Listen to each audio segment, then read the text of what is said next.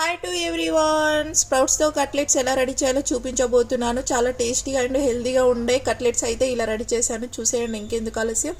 ముందుగా అయితే స్ప్రౌట్స్ని అలా రెడీ చేసుకోవాలి. అలా రెడీ అయిన స్ప్రౌట్స్ని అయితే మిక్సీ జారీలో వేసుకోవాలి. వేసుకుని తగినన్ని మిర్చి వేసుకోవాలి, సాల్ట్ వేసుకోవాలి,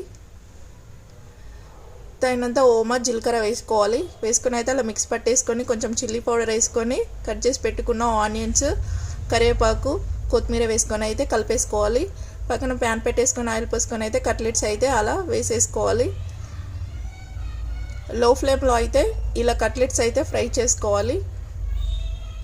పైన ఆయిల్ వేసుకుంటూ అయితే కట్లెట్స్ని ఫ్రై చేయాలి. స్ప్రౌట్స్ను డైరెక్ట్ తినలేని వాళ్ళు ఇలా కట్లెట్స్ టైప్ చేసుకొని తింటే చాలా టేస్టీగా ఉంటాయి.